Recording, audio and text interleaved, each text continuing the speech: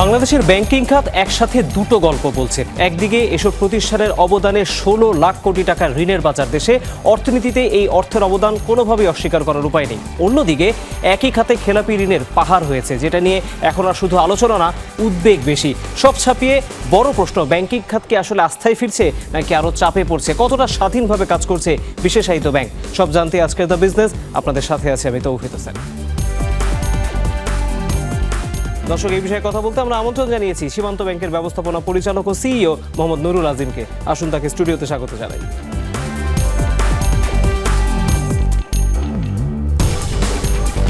অনেক অনেক স্বাগত।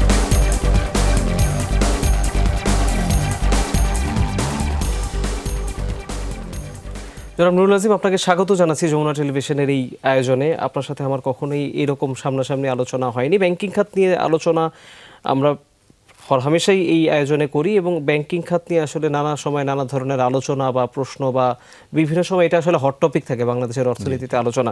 আমি ওই আলোচনায় পরে যাব। তার আগে যেটা জানতে চাই, আপনি খুব স্পেশালিস্ট একটা ব্যাংকের দায়িত্ব পালন করেন, সীমান্ত ব্যাংক, যেটা আমাদের এটি বাহিনীর দ্বারা পরিচালিত এবং ব্যাংক যেটা ম্যানেজমেন্টে তারা দায়িত্বে রয়েছে। এই ব্যাংকটা সম্পর্কে আসলে জানতে চাই এবং এটার উদ্দেশ্য যেটা ছিল যে বঞ্চিত এলাকা বা ছোট ছোট ব্যবসায়ীদেরকে আসলে ঋণের আওতায় নিয়ে আসা বা আর্থিক সেবার আওতায় নিয়ে আসা। 10 বছর পরে এসে প্রতিষ্ঠার এই যে লক্ষ্য, সেখানে কতটা পৌঁছানো গেছে, আর বিজিবি কেন্দ্রিক যে আপনাদের পরিসর, তার বাইরে আপনারা কতটুকু যেতে পেরেছেন? আপনাকে ধন্যবাদ এবং আপনার মাধ্যমে যমুনা টিভির কর্তৃপক্ষকে ধন্যবাদ জানাচ্ছি আজকে আমাকে এই অনুষ্ঠানে আমন্ত্রণ জানানোর জন্য। সীমান্ত ব্যাংক, এটা border guard Bangladesh BGB welfare trust মালিকানাধীন একটা প্রতিষ্ঠান। এটা 2016 সালের 21শে জুলাই এটার আমরা ব্যাংকটা লাইসেন্স প্রাপ্ত হয় এবং 1 সেপ্টেম্বর 2016 সালে এই ব্যাংকটার আনুষ্ঠানিক যাত্রা শুরু করে। বাট এটা অপারেশনে 9 অক্টোবর 2016 সালে এটা ফর্মাল অপারেশনে গিয়েছে ব্যাংকটি এবং সেই থেকে ব্যাংকটির যাত্রা শুরু। আপনারা জানেন যে এটা একটা বিজিবি ওয়েলফেয়ার ট্রাস্টের মালিকানাধীন ব্যাংক এবং এই ব্যাংকটার পরিচালনার দায়িত্বে থাকেন বাংলাদেশ সেনাবাহিনীর খুব চৌকস কিছু কর্মকর্তা, যারা বিজিবিতে যখন পোস্টেড থাকেন এবং পদাধিকার বলে বিজিবির যিনি ডিজি মহোদয়, ডিরেক্টর জেনারেল মহোদয়, উনি পদাধিকার বলে সীমান্ত ব্যাংকের চেয়ারম্যান হিসেবে দায়িত্ব পালন করে থাকেন। বর্তমানে যিনি চেয়ারম্যান আছেন বিজিবির ডিজি মহোদয়, উনি mister Mohammad Ashrafuzzaman Siddique, major general mister Ashrafuzzaman Siddique, উনি দায়িত্বে আছেন চেয়ারম্যান এবং ওনার সহকর্মীবৃন্দ যারা উচ্চপদস্থ আছেন সেনাবাহিনী কর্মকর্তা, তারা ব্যাংকটির বোর্ড পরিচালনা করেন। এবং বাংলাদেশ ব্যাংকের যে নির্ধারিত রুল আছে সেই রুল অনুযায়ী আমাদের বোর্ডে ইন্ডিপেন্ডেন্ট ডিরেক্টর আছেন এবং তারা প্রথিতযশা ব্যাংকার এবং নিয়ম অনুযায়ী যে কদিন ইন্ডিপেন্ডেন্ট ডিরেক্টর থাকা দরকার তারা আছেন। এই মুহূর্তে আমাদের একজন আছেন আর বাকি দুজনের অলরেডি প্রস্তাব বাংলাদেশ ব্যাংকে চলে গিয়েছে। সো আমাদের বোর্ডের নিয়ম অনুযায়ী যে কজন ডিরেক্টর ইন্ডিপেন্ডেন্ট ডিরেক্টর থাকা প্রয়োজন সেটা আমাদের আছে। এইবার এই ব্যাংকটার লক্ষ্য উদ্দেশ্য নিয়ে যদি আমরা কথা বলতে চাই, বেসিক্যালি এইটা ব্যাংকটি যেহেতু বিজিবি ওয়েলফেয়ার ট্রাস্টের মালিকানাধীন ব্যাংক, সুতরাং বিজিবির ওয়েলফেয়ারের উপরেই কিন্তু ফোকাসটা বেশি থাকার কথা। বাট ডাজেন্ট মিন যে শুধুমাত্র বিজিবিকে ফোকাস করেই ব্যাংকটা চলতেছে তা না, কিন্তু একটা ব্যাংকিং, একটা বিশেষায়িত ব্যাংকের যতগুলো গুণাবলী থাকা দরকার সীমান্ত ব্যাংকের সব রকম গুণাবলী আছে এবং ঋণ প্রদান এবং যে কোনো ধরনের আমরা আমানত গ্রহণ, ব্যাংকিং তো আমরা একটা ফিনান্সিয়াল ইন্টারমিডিয়ারি, আমরা আমানত গ্রহণ করি এবং ঋণ দিয়ে থাকি। অন্য ব্যাংকগুলো যে কাজ যেভাবেই করে থাকে সীমান্ত ব্যাংক সেভাবেই পরিচালিত হচ্ছে। মেইন আমাদের যেটা সুবিধা, যেটা সীমান্ত ব্যাংকের সুবিধা যেটা হচ্ছে, অ্যাকচুয়ালি তো বাংলাদেশে এখনও প্রচুর আনব্যাংক পিপল আছেন, প্রচুর লোক আছেন যারা অ্যাকচুয়ালি ফিনান্সিয়াল ইনক্লুশনের আন্ডারে এখনও আসেননি। সীমান্ত ব্যাংকের সুবিধা হচ্ছে যে সীমান্ত ব্যাংকের নেটওয়ার্কটা এমন এমন জায়গাগুলোতে আছে যেই জায়গাগুলোতে অ্যাকচুয়ালি অনেক ব্যাংকেরই যাওয়ার সুযোগ কম আছে।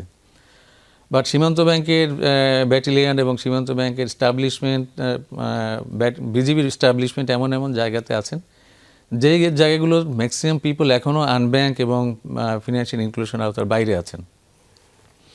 আমাদের সুবিধা হচ্ছে যে আমরা সেই জায়গাগুলোতে পৌঁছতে পেরেছি আমরা মিন টাইম অনেকগুলো জায়গায় আমরা চলে গিয়েছি, ম্যাক্সিমাম জায়গাগুলোকে আমরা টাচ করেছি এবং ওই জায়গাগুলোতে আমরা দেখেছি যে ওই জায়গাগুলোতে আসলে আর্থিক অন্তর্ভুক্তি বলতে যেটা বোঝা যায়, ওই অঞ্চলের লোকজনগুলো আসলে সে আর্থিক অন্তর্ভুক্তি অনেক বাইরে আছেন এখনও। ছোট ছোট অনেক উদ্যোক্তা আছেন, বাট তারা হয়তো পর্যাপ্ত পরিমাণ বা তাদের ওই বিজনেস চালানোর মতো যতটুকু তাদের ক্যাশ সাপোর্ট প্রয়োজন সেরকম ক্যাশ সাপোর্ট তারা পাচ্ছেন না, যেটা আমরা সীমান্ত ব্যাংক আমরা চেষ্টা করছি ওই জায়গাগুলোতে এই সাপোর্টগুলো দিয়ে আনব্যাংক পিপলকে ব্যাংকমুখী করার জন্য। সেখানে আমরা একটা ভালো সাড়া পেয়ে যাচ্ছি সেখান থেকে। পাশাপাশি যেহেতু এটা বিজিবি ওয়েলফেয়ার ট্রাস্ট এবং বিজিবিতে যারা আছেন মেম্বার যারা আছেন তাদের অনেক সময় বিভিন্ন রিটেইল এবং কনজিউমার লোনের প্রয়োজন হয়ে থাকে, সেগুলো অনায়াসে তাদের জন্য আমরা সেপারেট সাপোর্ট দিয়ে থাকি এখানে। একটা বিষয় সেটা হচ্ছে যে এই যে গ্রাহকদের কথা বলছিলেন বিজিবির বাইরে যারা প্রান্তিক পর্যায়ে আনব্যাংক ছিল আপনাদের মাধ্যমে ব্যাংকের সেক্টরে এসেছে, তারা গ্রাহক হিসেবে কেমন করছে? এই জায়গাটাতে কিছু চ্যালেঞ্জ আছে, কিছু বিউটিও আছে এই জায়গাটাতে। চ্যালেঞ্জ বলতে ধরেন ইন জেনারেল যেই মার্কেটটাতে মানুষ ব্যাংকিং কালচারে অভ্যস্ত, তারা যতটা এডুকেটেড, এই অঞ্চলের প্রান্তিক অঞ্চলগুলোতে মানুষগুলো ব্যাংক রিলেটেড তাদের এডুকেশন অনেক কম এবং একটা ব্যাংকে ঋণ নিতে গেলে সেইটার যে কিছু ফর্মালিটি আছে সেই ফর্মালিটিগুলো অন্য অঞ্চলের কমার্শিয়াল অঞ্চলের লোকজনগুলো যতটা জানেন বা বোঝেন, ওই অঞ্চলের লোকজন অতটা জানেন না, বোঝেন না। সেকেন্ড হচ্ছে যে রিপেমেন্ট বিহেভিয়ার যেটা আছে, রিপেমেন্ট এই জায়গাগুলোতে কিছু ঝুঁকি থেকে যায়, বাট সেটা এমন না যে খুব বড় রকমের কোনো ঝুঁকি আছে, এগুলোকে ম্যানেজ করা সম্ভব না। এই জায়গাটাতে ব্যাংকের নিজস্ব কিছু কাজ আছে। এখানে সুপারভিশন মনিটরিং সিস্টেমটাকে যদি আপনি আপ টু দ্য মার্ক করতে পারেন, তো সেই ক্ষেত্রে এই ঝুঁকিটা আসলে খুব একটা কোনো ঝুঁকি না। তাদেরকে একটু এডুকেট করতে হবে যে ব্যাংক থেকে আপনি লোন দিবেন এবং ব্যাংকের নির্দিষ্ট টাইমে আপনাকে লোনটা পরিশোধ করতে হবে এবং একটা নির্দিষ্ট ইন্টারভেলে যে কোনো লোন আছে, যেমন আমরা টার্ম লোন বা কিস্তি লোন, যেগুলো ওই অঞ্চলের লোকজন তারা কিস্তি হিসাবে বোঝেন, কারণ ওই সব অঞ্চলগুলোতে এনজিওরা কিছু লোন দিয়ে থাকে এবং সেই লোনগুলোতে কিস্তি শব্দের সাথে তারা অভ্যস্ত। তো সেই জায়গাগুলোতে যদি আমাদের মনিটরিং সিস্টেমটা ওইরকম জোরদার থাকে, আমাদের আছে, সেই ক্ষেত্রে এই যতটুকু ঝুঁকি আছে এটাকে মিটিগেট করা খুব সম্ভব এবং আলহামদুলিল্লাহ আমরা সেভাবে পরিচালনা করছি সেই জায়গাগুলো। একটা বিষয় সেটা হচ্ছে যে আপনি যখন বলছিলেন আপনাদের ব্যাংকের গঠনের কথা, ম্যানেজমেন্ট একটু ডিফারেন্ট, যেটা আমি একদম শুরুতেই বলছিলাম। এই ম্যানেজমেন্টের আওতায় সেবা পরিচালনা করতে গিয়ে অনেকে হয়তো আমরা এরকমও দেখি যে অনেকে বুঝতে পারে না যে সীমান্ত ব্যাংকে আসলে সাধারণ মানুষেরও যাওয়ার জায়গা আছে নাকি। আপনি যেটা বলেন যে না, সাধারণ মানুষ এখন আসছে, এই ম্যানেজমেন্ট থাকার নিশ্চয়ই কিছুটা সুবিধা আছে। আবার যদি কোনো ধরনের মানুষ কি আসলে সবাই এটাকে বুঝতে পারে কিনা যে না, সীমান্ত ব্যাংকের কাছে যাওয়ার জন্য আসলে যাবো কিনা, সেই ক্ষেত্রে কোনো চ্যালেঞ্জও ফিল করেন কিনা আপনি? না, এইখানে বড় যেটা বিষয় হচ্ছে সীমান্ত ব্যাংকে বোর্ড অফ ডিরেক্টরসে যারা আছেন, অ্যাকচুয়ালি ব্যাংকে দুইটা পার্ট, তো একটা পার্ট হচ্ছে বোর্ড অফ ডিরেক্টরস, আরেকটা পার্ট হচ্ছে ম্যানেজমেন্ট। আমরা এমডি, সিও এবং আমাদের লোয়ার এন্ডে আমরা যারা আছি আমরা ম্যানেজমেন্টের পার্ট, এবং বোর্ড অফ ডিরেক্টরসে যারা আছেন ওনারা বোর্ড পরিচালক হিসেবে ওনারা আছেন। জি, এইখানে আসলে এরকম ভাবার কোনো কারণ নেই যে বোর্ড অফ ডিরেক্টরসে সেনাবাহিনীর কর্মকর্তা আছেন, এখানে নিশ্চয়ই কোনো কারা যেতে পারবেন কারা যেতে পারবেন না, এ ধরনের ভাবার কোনো কারণ নেই। অন্য 5টা ব্যাংকের বোর্ড অফ ডিরেক্টরসরা যেভাবে বোর্ড পরিচালনা করেন, সীমান্ত ব্যাংকের বোর্ড অফ ডিরেক্টরস সেম স্টাইলে ওনারাও বোর্ড পরিচালনা করেন।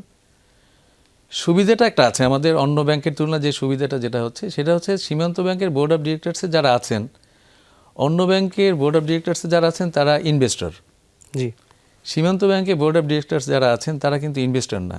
ওনারা ওনাদের এক হচ্ছে যে ওনাদের যে ডিসিপ্লিন, সেই ডিসিপ্লিনে সঙ্গত কারণেই সেই ডিসিপ্লিনটার থেকে ওনারা বেরোতে পারেন না। সেই ডিসিপ্লিনটা যখন একটা ব্যাংকের বোর্ড অফ ডিরেক্টরসের বোর্ডে বসে যখন অ্যাপ্লাই করেন, তখন নিশ্চয়ই সেখানে স্বচ্ছতা এবং জবাবদিহিতা নিয়ে আর কোনো কোশ্চেন থাকে না। সীমান্ত ব্যাংকের বোর্ড অফ ডিরেক্টরসের গঠনটা এমনই একটা গঠন যেখানে কোনোভাবে স্টেক হোল্ডার বা পার্সোনাল কোনো বিজনেস বা পার্সোনাল কোনো বেনিফিট অথবা পার্সোনাল কোনো এজেন্ডা বাস্তবায়ন করার এখানে কোনো সুযোগ নেই এবং সেরকম কোনো মানসিকতাও নেই, কারণ এখানে ফরমেশনটাই ওইরকম। যে কারণে যেহেতু ওনারা একটা ডিসিপ্লিন প্রতিষ্ঠান থেকে একটা বোর্ডে আসেন, ওনাদের মানসিকতা সেভাবেই থাকে এবং ওনারা সর্বোচ্চ চেষ্টা করেন যেন একটা ব্যাংকের transparency, accountability acceptability, risk mitigation, এগুলোর জন্য আপ টু দ্য মার্ক থাকে এবং সেভাবেই প্রতিটা সিদ্ধান্ত তাদের কাছ থেকে সেভাবেই আসে। আমাদের বোর্ড অফ ডিরেক্টরস এই মুহূর্তে যারা আছেন, আমি সীমান্ত ব্যাংকে ভেরি রিসেন্ট জয়েন করেছি, আমি ফেব্রুয়ারি মাসে 3 তারিখে জয়েন করেছি। আমি মিন টাইম দেখেছি যে এইখানে গুড গভর্নেন্স বলতে যেটা আমরা শব্দ বুঝি এবং গুড গভর্নেন্সের যে প্র্যাকটিস, এটা এখানে 100% আছে এবং প্রতিটা ক্ষেত্রেই আমাদের বোর্ড অফ ডিরেক্টরস তারা চেষ্টা করেন যতটা স্বচ্ছ এবং যতটা সহজ করে একটা সিদ্ধান্তে আসা যায়। কোনো ক্রিটিক্যাল কোনো তারা অ্যানালাইসিস করেন না, বাট স্বচ্ছতা এবং জবাবদিহিতা এই ব্যাপারে কোনোভাবে কোনো টলারেন্স নেই। স্বচ্ছতা, জবাবদিহিতা এবং রিস্ক মিটিগেশন, এই জায়গাগুলোতে খুব কেয়ারফুল থাকেন ওনারা। আর সেকেন্ড হচ্ছে যে গুড গভর্নেন্সের যে জায়গাটা, সেটা একদম 100% এখানে আছে। এখানে কাজ করতে গেলে কখনোই ম্যানেজমেন্টের, আমার এই বিগত দিনগুলোতে আমি দেখেছি যে কখনোই ম্যানেজমেন্টের ওইভাবে ভাবতে হয় না যে আমি কি করব না। আমার যথেষ্ট স্বাধীনতা আছে এবং আমি যথেষ্ট স্বাধীনভাবে আমি আমার সিদ্ধান্ত নিতে পারি। ডাজেন্ট মিন যে আমি এবার কোনো ইল প্র্যাকটিস বা ইলজিক্যাল কোনো কিছু করব, সেটা কোনোভাবেই না, এবং সেটা যেন না করতে পারি সে ব্যাপারে বোর্ড সচেষ্ট থাকেন।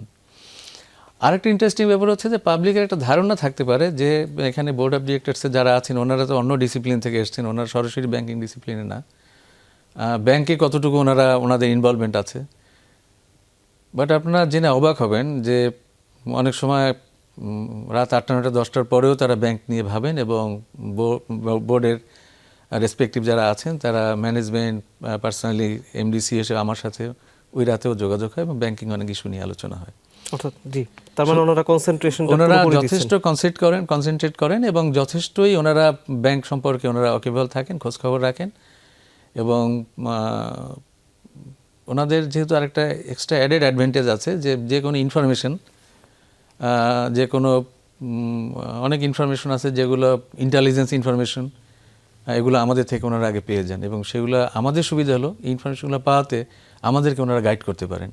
এটা আমাদের জন্য অনেক একটা বড় অ্যাডভান্টেজ।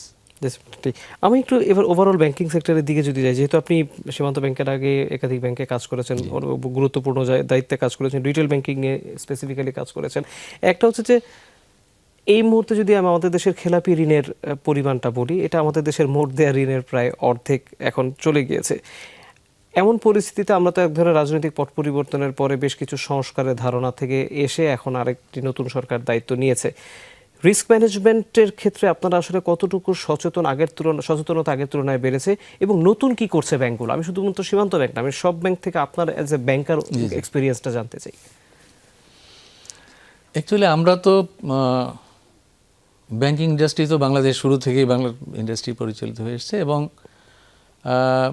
বিভিন্ন সময় বিভিন্ন পরিস্থিতি পার করেই ব্যাংকিং ইন্ডাস্ট্রি আজকে এই পর্যায়ে এসছে। এমন না যে খুব স্মুথ পথ ছিল, কম বেশি আনইভেন সবসময় ছিল। সেই সময়গুলো পার করেই ব্যাংকটা আজকে ব্যাংকিং সেক্টরটা একটা জায়গায় এসছে। বিশেষ করে 2024-এর 5ই আগস্টের আগে এবং পরের চিত্রটা যদি আমরা একটু অ্যানালাইসিস করি, 2005-ই আগস্টের আগে যেমন ধরেন আমরা যদি ব্যাংকিং সেক্টর রিজার্ভের কথা বলি, 2022-23 সালেও বাংলাদেশের রিজার্ভ যেটা ছিল অলমোস্ট ডিক্লেয়ার্ড $40 বিলিয়ন বাংলাদেশের রিজার্ভ ছিল, যেটা 2024-এ 5ই আগস্টে ঠিক পরপরই এটা 20 বিলিয়নের almost around 20 billion up down করতে এখানে চলে গিয়েছিল। 2026-এর যদি 25শে ফেব্রুয়ারির পর্যন্ত ডাটাটা দেখি, সেখানে 35 বিলিয়ন অলমোস্ট এক্সিড করেছে এবং একটা জায়গায় এখন আছে। 5ই আগস্টের পরে যেটা হয়েছে আমরা দেখেছি যে তার ইম্প্যাক্টটা আমরা দেখেছি যে অলমোস্ট ব্যাংকিং ইন্ডাস্ট্রিতে, বিশেষ করে ব্যাংকিং ইন্ডাস্ট্রিতে একটা বড় ঝাঁকি লেগেছে। হঠাৎ করে খেলাপি ঋণ যেটা একটা সময় ছিল 10-20 অলমোস্ট 20%, সেই খেলাপি ঋণটা 2025-এর সেপ্টেম্বর কোয়ার্টারে গিয়ে 36% বুস্ট করেছিল, 36% আপ হয়ে গিয়েছিল এবং ডিসেম্বরে গিয়ে অলমোস্ট সেটাকে আবার 20-23%-এ চলে এসছে। সেই যে খেলাপি ঋণটা যেটা হঠাৎ করে 36%-এ চলে আসলো, এটার পিছনে নিশ্চয়ই কোনো কারণ আছে। আমরা 2024-এর পরে আমরা দেখলাম যে বেশ কিছু কমার্শিয়াল ব্যাংক হঠাৎ করে অলমোস্ট কলাপস করার মতো একটা অবস্থায় চলে গিয়েছিল। সেটা নিয়ে বাংলাদেশ ব্যাংক এবং বাংলাদেশ গভর্নমেন্ট এটা নিয়ে অনেক কাজ করেছেন। ফলশ্রুতিতে আমরা দেখেছি যে বড় 5টা ইসলামী ব্যাংক এখন একটা সম্মিলিত ইসলামী ব্যাংকে রূপান্তরিত হতে যাচ্ছে, অলমোস্ট স্ট্রাকচার কমপ্লিট হয়ে গেছে। তো এইটা 5টা ব্যাংক যখন একটা ব্যাংক হয়ে যায়, তার মানে হচ্ছে যে ওই 5টা ব্যাংক এমন একটা পর্যায়ে চলে গিয়েছিল যে ইন্ডিভিজুয়াল সব ব্যাংকগুলোকে সেপারেট রাখা সম্ভব হচ্ছিল না। এবং যেহেতু এই ব্যাংকগুলোর সাথে ডিপোজিটার, অ্যাকচুয়ালি তো পাবলিক মানি দিয়ে ব্যাংকগুলো হয়, ব্যাংকের ডিরেক্টররা সাধারণত শুরু হয়েছে যে শেষের দিকে এখন 500 কোটি টাকা এটার পেড আপ ক্যাপিটাল প্রয়োজন হয়। থার্ড জেনারেশন, ফোর্থ জেনারেশন ব্যাংকগুলো 200 কোটি, শেষে 400 কোটি টাকা দিয়ে ফোর্থ জেনারেশন ব্যাংক হয়েছে। এখন 500 কোটি টাকার মতো 500 কোটি টাকা পেড আপ ক্যাপিটাল প্রয়োজন হয়। সো ওই 5টা ব্যাংক এমন একটা পর্যায়ে চলে গিয়েছিল যে তাদের ক্যাপিটালই ছিল না এবং ইকুইটি নেগেটিভে চলে গিয়েছিল। যে একটা ব্যাংকের যখন ইকুইটি নেগেটিভে চলে যায় তখন তো আসলে ব্যাংকের অস্তিত্ব বলতে কিছু থাকে না। তো সেই পর্যায় থেকে যখন এই জায়গাটাতে মেইন যেটা হচ্ছে যে ব্যাংক হচ্ছে, আমি প্রথমেই বলেছিলাম এটা ফিনান্সিয়াল ইন্টারমিডিয়ারি। এখানে পাবলিক মানি দিয়ে ব্যাংকগুলো চলে। 400-500 কোটি টাকা দিয়ে ব্যাংক স্টার্ট করে। এক একটা ব্যাংকের ক্যাপিটাল দেখবেন যে যেই ব্যাংকগুলো বন্ধ হয়েছে তাদেরও 40,000-35,000 কোটি টাকা তাদের ডিপোজিট পাবলিক মানি ছিল এখানে। সো একটা ব্যাংক যখন কলাপস করে তখন এই 40-45 হাজার কোটি টাকার যদি পাবলিক মানি থাকে, সেই জায়গাটাতে কত মানুষ এটার সাথে জড়িত। এখানে কর্পোরেট ডিপোজিট আছে, এখানে পাবলিক ইন্ডিভিজুয়াল ডিপোজিট আছে। মানুষ সাধারণত ব্যাংকে ডিপোজিট কেন রাখে? একটা ট্রাস্ট, ব্যাংকের উপর আস্থা করে মানুষ ডিপোজিট রাখে। ব্যাংক হলো পাবলিকের আমানত। তো যখন এই আমানতের জায়গাটাতে এইভাবে একটা ঝুঁকি লাগে তখন মানুষ কি করে? মানুষ তো দিশাহারা হয়ে যান, এবং দিশাহারা হয়েই যখন মানুষ জানতে পারেন যে তার ডিপোজিট, সামান্য ডিপোজিট, সেটা ঝুঁকির মধ্যে চলে গেছে, তখন আপনারা দেখবেন যে একটা বিশৃঙ্খলা পরিবেশ সৃষ্টি হয়। মানুষজন সব একবারে ব্যাংকে চলে আসেন, ব্যাংকে গিয়ে একটা মানে অসম্ভব একটা পরিস্থিতি সৃষ্টি হয় এবং ব্যাংকের যে স্বাভাবিক কার্যক্রম ব্যাহত হয়, এবং সেভাবেই কাজগুলো হয়েছে। 5টা ব্যাংক বাধ্য হয়ে একীভূত করার একটা সিদ্ধান্তে এসেছে। সো এখন যেটা হয়েছে যে এখন 2024-এর 5ই আগস্টের পরপরই যেই অবস্থাটা ছিল, এরপরে নানান রকমের কিছু সংস্কার কর্মসূচি সেন্ট্রাল ব্যাংক এবং গভর্নমেন্ট, ইন্টারিম গভর্নমেন্ট, তারা কিছু সংস্কার কর্মসূচি নিয়েছেন।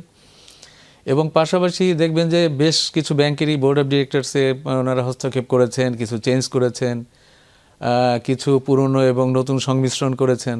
এইভাবে করে ব্যাংকগুলোতে এই মুহূর্তে কিন্তু আমার কাছে মনে হচ্ছে যে একটা সংস্কারের মধ্যে দিয়ে ব্যাংকগুলো একটা জায়গায় 100% চলে এসছে আমি বলবো না, বাট ব্যাংকগুলো একটা জায়গায় চলে এসছে। পাবলিকের আস্থা আবার ফেরত আসছে। মানুষ যখন দেখছে, বিশেষ করে ওই 5টা ব্যাংকের মানুষগুলো যখন, ইন্ডিভিজুয়াল ডিপোজিটাররা যখন দেখছেন যে একেবারেই পাচ্ছিলেন না, বাট এখন একটা আশার সঞ্চার হচ্ছে, আশার বাণী দেখছেন এবং সেটার কিছু অ্যাক্টিভিটিতে তারা দেখছেন, এখন কিন্তু সেই যে একবারে দৌড়ে গিয়ে ব্যাংকের কাছে টাকা ফেরত নেওয়া বা কিছু, সেই চিত্রটা কিন্তু এখন নেই।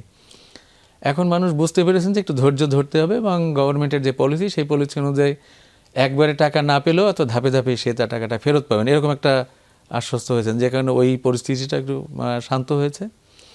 এবং পাশাপাশি অন্য ব্যাংকগুলোতে আমরা এই 5টা ব্যাংক ছাড়াও আপনি নিশ্চয়ই জানেন যে আরও বেশ কিছু ব্যাংকের নাম তখন চলে এসেছিল, যে এই ব্যাংকগুলো কীভাবে চলবে, আদৌ চলবে কিনা। কিন্তু আমরা পরবর্তীতে দেখলাম যে সেই ব্যাংকগুলো কিন্তু মানুষের যে পারসেপশন ছিল বা ইন্ডিভিজুয়াল ডিপোজিটরের যে চিন্তাভাবনা ছিল, সেই পরিস্থিতি কিন্তু নেই। সেই ব্যাংকগুলোতেও কিন্তু এখন পর্যাপ্ত তারল্য আছে, এবং তারল্য সংকটে সেই ব্যাংকগুলো কখনোই যায়নি ওই পরিস্থিতির পরেও। এখন তারল্য পর্যাপ্ত আছে, সেই ব্যাংকগুলো লোন দিতে পারছে, ডিপোজিটরের টাকাও ফেরত দিতে পারছে। সংস্কার অ্যাকচুয়ালি এটা একটা কন্টিনিউয়াস প্রসেস, কিন্তু এটা আমি কখনোই বলতে পারবো না যে ব্যাংক সংস্কার হয়ে গেছে, কারণ ব্যাংকে সংস্কার চলবে, পাশাপাশি ব্যাংকের প্রবলেমও কিন্তু নতুন নতুন বিভিন্ন রকম প্রবলেমও আসতে থাকবে। 2024 সালের 5ই আগস্টের পরে যে প্রবলেমগুলো একবারে সামনে চলে এসছে, আনব্যাংক পিপল যারা আছেন তারা কিন্তু জানতেন না যে ব্যাংকের ভিতরে এই টাইপের কিছু প্রবলেম ভিতরে ব্যাংকগুলো ইনহেরিট করছেন, সেগুলো কিন্তু পাবলিক জানতেন না। সো হঠাৎ করে কিন্তু প্রবলেমটা এসছে, এবং সেই ট্রাবল যেটা আছে, ট্রাবল শুটিংও কিন্তু হচ্ছে, মিটিগেট হচ্ছে। সো এইটা আমরা বলতে পারবো না যে সংস্কার হয়ে গেছে, এটা কন্টিনিউয়াস প্রসেস, সংস্কার চলবে। এই সংস্কারের মধ্যে দিয়ে নতুন নতুন পদ্ধতি আসবে, নতুন করে অনেক সিদ্ধান্ত আসবে, নতুন করে অনেক পলিসি আসবে, এবং ব্যাংকগুলো একটা সুন্দর জায়গায় চলে যাবে। পাশাপাশি এটাও বলতে পারবো না যে প্রবলেম আসবে না, প্রবলেমও আসবে, বা ট্রাভেল শুটিংও নিশ্চয়ই করা যাবে। ডেফিনেটলি আমরা একটা বিরতি নিতে হচ্ছে জনাব নুরুল আজিম। বিরতির পর ফিরে এসে আমরা ব্যাংকিং সেক্টর সম্পর্কে আপনার কাছে আরো কিছু তথ্য জানবো। দর্শক দি বিজনেস রিপোর্টে একটি বিরতি নিচ্ছি, খুব দ্রুত ফিরবো, আমাদের সাথেই থাকুন। আরেকবার স্বাগত, আপনারা দেখছেন দ্য বিজনেস। আমাদের সাথে স্টুডিওতে আছেন সীমান্ত ব্যাংকের ব্যবস্থাপনা পরিচালক ও সিইও মোহাম্মদ নুরুল আজিম। আমি বলছিলাম যে একটু ব্যাংকিং সেক্টরের এখনকার পরিস্থিতি নিয়ে কথা বলবো। এই মুহূর্তে ব্যাংকে যেই ধরনের আমরা দুটি ইস্যু আপনার সাথে আমি একসাথে আনতে চাই। একটা হচ্ছে এক ধরনের মূলধন ঘাটতি তৈরি হয়েছে ব্যাংকে, এই ধরনের একটা আলোচনা রয়েছে। অনেক ব্যাংক যে পরিমাণ মূলধন বেসেল 3 অনুযায়ী রাখার কথা সেই পরিমাণ অর্থ তারা ধরে রাখতে পারছে না। আবার ইন্টারেস্ট রেট এখন এই মুহূর্তে যেমন, সেই ইন্টারেস্ট রেট আসলে কতটা বিনিয়োগ বান্ধব সেটা নিয়ে প্রশ্ন রয়েছে। যদিও আমাদের মুদ্রানীতির কারণে, নীতি সুধারের কারণে বা ইনফ্লেশন কমানোর কারণে আমাদের এখন এই ইন্টারেস্ট রেট হয়ে গেছে বলে আমরা ধরে নিচ্ছি। খেলাপি ঋণ যদি এই পরিস্থিতি থাকে এবং অর্থ আদায় করতে যদি দেরি হয়, তাহলে তো এই সুদের হার কবে কমবে কেউ জানে না। সেই ক্ষেত্রে আসলে আমাদেরকে আসলে এমন ইন্টারেস্ট রেট নিয়ে আগামীতে পথ চলতে হবে কিনা। আরেকটি বিষয় হচ্ছে মূলধন ঘাটতি কিভাবে কমাবো। ধন্যবাদ আপনাকে। মূলধন ঘাটতি অ্যাকচুয়ালি মূলধন ঘাটতি কমাতে গেলে যেটা আমাদের করতে হবে, প্রথমে হচ্ছে আমাদের বড় সমস্যাটা এটার পিছনে যে খেলাপি ঋণ। খেলাপি ঋণটাকে আমাকে কোনোভাবেই আর বাড়তে দেওয়া যাবে না। খেলাপি ঋণ যেই পর্যায়ে আছে এটা থেকে যত দ্রুত সম্ভব আমাকে মিটিগেট করে এটাকে কমিয়ে নিয়ে আসতে হবে। আর পাশাপাশি হচ্ছে যে এটার পিছনে আরেকটা বড় কারণ, আমাদের মূলধন ঘাটতি একটা বড় কারণ যে এটা প্রতিটা খেলাপি ঋণের অ্যাগেনস্টে আমাদেরকে প্রভিশন করতে হয়। তো যখন একটা খেলাপি ঋণ অ্যাগেনস্টে প্রভিশন করতে হয়, প্রভিশন করতে গেলে অটোমেটিক্যালি তখন মূলধন ঘাটতিতেই এখানে মেইন আঘাতটা করে। সো আমাদের খেলাপি ঋণটা কমিয়ে আনতে হবে, এবং পাশাপাশি আমাদের যে খেলাপি ঋণ কমিয়ে আনলে আমাদের মূলধন ঘাটতিও কমে যাবে।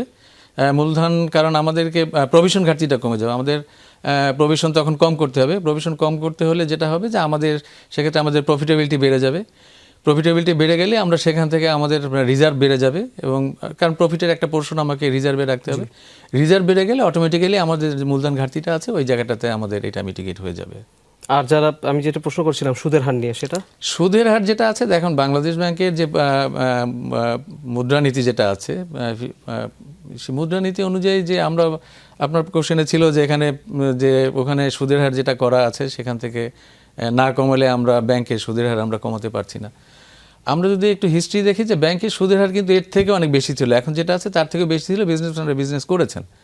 হ্যাঁ, যেটা হচ্ছে যে সুদের হার বেশি থাকলে প্রোডাকশনের যে কস্টিংটা বেড়ে যায়, মার্কেটে রিটেল প্রাইসটা বেড়ে যায়, সেটা আছে। কিন্তু পাশাপাশি যদি মুদ্রানীতি অনুযায়ী সুদের হারটা কমে যায়, সেই ক্ষেত্রে যেটা হবে যে মানুষের আসলে লোন নেওয়ার প্রবণতাটা অনেকটা বেড়ে যাবে। এখানে সুদের হার একটু বেশি থাকাতে যেটা হচ্ছে যে বিজনেসম্যানদের লোন নেওয়ার প্রবণতাটা খানিকটা কমে আসছে, এবং খানিকটা কম থাকা এটা যে সবসময়ের জন্য ভালো সেটা না। বিজনেসম্যানদের লোনের প্রবণতা সবসময় কম থাকলে বা লোন কম দিলে যে সবসময় ভালো সেটা না। কারণ আমি যখন সুদের হার বেশি থাকার কারণে আমি লোন দিব না, তখন যেটা হবে যে আমার নতুন নতুন ইন্ডাস্ট্রি ক্রিয়েট হবে না, নতুন আমার বিজনেস ফোকাস বাড়বে না, আমার নতুন মার্কেট ক্রিয়েট হবে না। আর পাশাপাশি এটাও দেখতে হবে যে আমার খুব বেশি পরিমাণে লোন যখন মার্কেটে মানে অধিক রেটে চলে যাবে, তখন মার্কেটটাকে কন্ট্রোল করা অনেকটা ডিফিকাল্ট হয়ে যাবে। সো এইটাকে আমাকে আসলে খুব কনজারভেটিভ এবং খুব মানে একেবারে যে উচ্চাভিলাষী আমি লোন দেওয়ার ক্ষেত্রে আমি খুব এগিয়ে যাব, সেটা আমাকে একটা মডারেট পলিসি এক্ষেত্রে নিতে হবে। লোনের একেবারে লোন বন্ধও করা যাবে না, আবার খুব মানে খুব হাত খোলা লোনও দেওয়া যাবে না এই মুহূর্তে, কারণ লোন রিপেমেন্টের একটা ব্যাপার আছে। আমার কাস্টমার এই রেটে লোন নিয়ে লোন পরিশোধ করতে পারবেন কিনা, তার সেই ক্যাপাসিটি আছে কিনা, সেটাকে অ্যানালাইসিস করতে হবে। একটা বিষয় সেটা হচ্ছে যে আমি এই প্রসঙ্গটা এই মুহূর্তে নিয়ে আসতে চাই, সেটা হচ্ছে মধ্যপ্রাচ্যে এক ধরনের সংকট তৈরি হয়েছে, এবং সেই সংকটের কারণে বলাই হচ্ছে যে দুটি ঝামেলা হবে। এক, সরকারের ব্যয় বাড়বে বিভিন্ন ইস্যুতে। দ্বিতীয়ত হচ্ছে ইনফ্লেশন একটা বড় ধাক্কা রাখবে, অনেক ধরনের পণ্যের দাম বেড়ে যেতে পারে। সেই বাস্তবতাতে আসলে ব্যাংকিং সেক্টরের উপর যদি বাড়তি এখন চাপ পড়ে অর্থের জন্য, সেই চাপ আসলে সামাল দেওয়ার সুযোগ রয়েছে কিনা, কনসিডারিং দ্য ফ্যাক্ট রাষ্ট্রায়ত্ত ব্যাংক থেকে এই ধরনের ঘাটতির ক্ষেত্রে সরকার সাধারণত ঋণ নিয়ে নেয়, তাদের এক ধরনের তখন তারল্য প্রবাহ ব্যাংক সরকারকে দিতে হয়, প্রাইভেটের দিকে তখন একটু মনোযোগ কমে যায় কিনা? না, প্রথম কথা হচ্ছে যে যুদ্ধের কারণে তো সঙ্গত কারণে, যেহেতু এটা জিওপলিটিক্যাল ইস্যু, এখানে সঙ্গত কারণে আমরাও তার বাইরে না। কিছু অলরেডি প্রভাব তো বাংলাদেশেও পড়েছে। আপনি লাস্ট দেখবেন যে যদি আমরা কনস্ট্রাকশন সেক্টর বলি, রড সিমেন্টের দাম অলরেডি বেড়ে গেছে। রডের দাম অলমোস্ট এখন প্রায় 1 লাখ কাছাকাছি পার মেট্রিক টন চলে গিয়েছে। সিমেন্টের পার ব্যাগ সিমেন্টের দাম 10 টাকা 20 টাকা অলরেডি বেড়ে গিয়েছে। মেন কারণ হচ্ছে যে আপনি যদি দেখেন যে 2025 সালে অলমোস্ট 4,36,00,000 মেট্রিক টন বাংলাদেশে যে 39টা সিমেন্ট ফ্যাক্টরি আছে তাদের র মেটেরিয়াল ইম্পোর্ট হয়েছে, mainly gypsum, clinker, fly ash, এই র মেটেরিয়ালগুলো ইম্পোর্ট হয়েছে। এবং এর অলমোস্ট 36% কিন্তু এই পারস্য উপসাগরীয় অঞ্চল থেকে ইম্পোর্ট হয়েছে, হরমুজ প্রণালী এখান থেকে ইম্পোর্ট হয়েছে। এখন এই জায়গাটাতে হরমুজ প্রণালীতে যখন এখানের কানেক্টিভিটিটা ডিস্টার্ব করছে সেক্ষেত্রে নিশ্চয়ই কিন্তু এগুলার ইম্পোর্ট কস্ট বেড়ে যাবে, কারণ আইদার আমাকে মার্কেট চেঞ্জ করতে হবে অথবা আমাকে সেপারেট ওয়েতে আমাকে এটা ইম্পোর্ট করতে হবে, সেখানে আমার কস্টিংটা বেড়ে যাবে এবং অলরেডি বেড়ে গেছে। সরকারের লোনের কথা যদি বলেন, সরকার সাধারণত যখন তার প্রয়োজন হয় তখন সে লোন নিয়ে থাকেন, তার প্রয়োজন অনুযায়ী ইকোনমি, তার বাজেট এবং সব কিছুর সামঞ্জস্য রেখে সে লোন নিয়ে থাকেন। সাধারণত সরকারি ব্যাংক যেগুলো আছে সেই ব্যাংকগুলো থেকেই এই লোনগুলো বেশি যায়, আমাদের যে প্রাইভেট বিশেষায়িত ব্যাংকগুলো আছে, কারণ ওই লোনের ভলিউমটা এত বড় থাকে বা এমন স্কেলে থাকে, সেই স্কেলে সাধারণত প্রাইভেট ব্যাংক যেগুলো আছে এই ব্যাংকগুলোতে ওইভাবে প্রয়োজন হয় না এই ব্যাংকগুলো থেকে। তো সেই ক্ষেত্রে প্রাইভেট ব্যাংকগুলোর তাদের যে নিজস্ব যে গতি যেটা আছে লোন দেওয়ার, সেটাতে খুব বেশি হ্যাম্পার করে না। কিন্তু বেসরকারি উদ্যোক্তারা কি খুব বেশি লোন পান এই ধরনের সময়? বেসরকারি দেখেন, লোনটা তো আসলে বেসরকারি উদ্যোগরা চাইলেই পাবেন না, আবার তার প্রয়োজনে তাকে দিতেও হবে। সেই ক্ষেত্রে ওই লোনটা দেওয়ার ক্ষেত্রে যে অ্যানালাইসিস করা দরকার, সেই অ্যানালাইসিস করার হলে এবং সেখানে যদি কোনো ঝুঁকি না থাকে, সেই ক্ষেত্রে লোন না পাওয়ার কোনো কারণ নেই, লোন পেয়ে থাকেন ওনারা। একটা বিষয় সেটা ডিস্টার্ব হয় না। আরেকটা বিষয় একটু সামনে নিয়ে আসতে চাই, এবার একটু ব্যাংকিং সেক্টরের আগের অবস্থা যদি আমি বলি, সেটা হচ্ছে যে আপনারা যখন এখন ঋণগুলো ডিসবার্স করছেন, আমি ব্যাংকিং সেক্টরের কথা বলছি, ডিফল্ট যাতে না হয় বা এই টাকাটা পেতে যাতে দেরি না হয়, সেজন্য আপনারা আগেভাগে এখন কোনো ইনিশিয়েটিভ নিয়ে যাচ্ছেন কিনা? বাংলাদেশ ব্যাংক বেশ কিছু নীতিমালা সম্প্রতি দিয়েছে, তার বাইরে ব্যাংকগুলো এখন ইন্টারনাল রুল বা মনিটরিং এর ক্ষেত্রে আরো বেশি স্ক্রুটিনি বাড়িয়েছে কিনা, যেটা এখন ঋণ দেওয়ার ক্ষেত্রে আপনারা আগের তুলনায় বেশি সচেতন কিনা? আবার আমরা এমন অভিযোগও কিন্তু পাই যে ব্যাংক এখন আগের তুলনায় এমনই বেশি সচেতন হয়ে গিয়েছে যে সাধারণ ঋণ নিতে গেলেও এখন একটার জায়গায় 10টা কাগজ চাচ্ছে। আসলেই কি তাই? না, এক হচ্ছে যে আমাদের তো একটা বিটার এক্সপিরিয়েন্স আছে যে খেলাপি ঋণ, যেটা আমরা জানি যে ইন্ডাস্ট্রি খেলাপি ঋণ 36% বা এখন কম বেশি আছে। তো সেই ক্ষেত্রে ঋণ দেওয়ার ক্ষেত্রে নিশ্চয়ই আমাদের পলিসিগত কিছু পরিবর্তন এসছে। আমরা ঋণ দেওয়ার ক্ষেত্রে আমরা কতটা ঝুঁকি, আমরা যেই সেক্টরে লোন দিব সেই ওই সেক্টরের ঝুঁকিটা কতখানি আছে, আমরা যাকে লোন দিচ্ছি এন্ট্রিবিন হিসেবে সে কেমন উদ্যোক্তা হিসাবে এবং তার বিজনেস হিস্ট্রি কী আছে, লোন রিপেমেন্ট ক্যাপাসিটি তার আছে কি না, বিশেষ করে আমরা ব্যালেন্স শিটটা আমরা দেখি, ক্যাশ ফ্লো অ্যানালাইসিস আমরা করি। ক্যাশ ফ্লো অ্যানালাইসিসের পাশাপাশি আমরা ইন্টারনাল রেট অফ রিটার্ন কীরকম আসতে পারে, এটার নেট প্রেজেন্ট ভ্যালু, আমরা quick ratio, current ratio, leverage কীরকম আছে, মার্কেট সিচুয়েশন আছে কি না, আমরা যেই সেক্টর লোন দিব সেই সেক্টরের যে বিজনেস মার্কেট, সেই মার্কেটে আদৌ এই সেক্টর লোনের প্রয়োজন আছে কি না, এই জিনিসগুলো এখন খুব কেয়ারফুলি দেখা হয় এবং মনিটরিং করা হয়।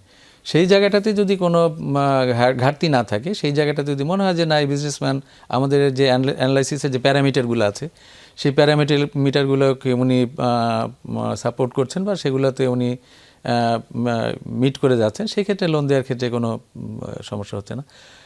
বাট একটু সতর্কমূলক ব্যবস্থা নেওয়া হচ্ছে এ কারণেই, যেহেতু মার্কেটে খেলাপি ঋণ বেড়ে গেছে এবং ব্যাংকগুলো একটা খেলাপি ঋণের পরিবেশের মধ্যে দিয়েই এখন যাচ্ছে, সেই জায়গাটাতে নিশ্চয়ই একটু বাড়তি সতর্কতামূলক ব্যবস্থা নিতেই হচ্ছে এবং সেখানে ঝুঁকি বিশ্লেষণটা খুব সতর্কভাবে করা হচ্ছে, যেন কোনোভাবেই ফার্দার আর আমাদেরকে এই লোন খেলাপির মধ্যে আর না যেতে হয়, যেটা আছে সেটাই কতটা কমানো যায় সেটা নিয়ে বেশি কাজ করা। একটা ছোট্ট বিষয় জুড়ে দিতে চাই, ব্যাংকগুলো যে ফাইন্যান্সিয়াল স্টেটমেন্টগুলো দেয় বছর শেষে বা ফাইন্যান্সিয়াল রিপোর্টগুলো দেয়, রিপোর্টিং যারা যেগুলো করে, এগুলোতে আরেকটু স্বচ্ছতা আসা উচিত বলে আপনি মনে করেন কিনা? কারণ গ্রাহকদের কিন্তু এসবের প্রতিও আস্থা রয়েছে যে ব্যাংক আসলে প্রদর্শন করে একটা আর নিজেরা দেখে আরেকটা, এমন কি আসলে হওয়ার সুযোগ আছে?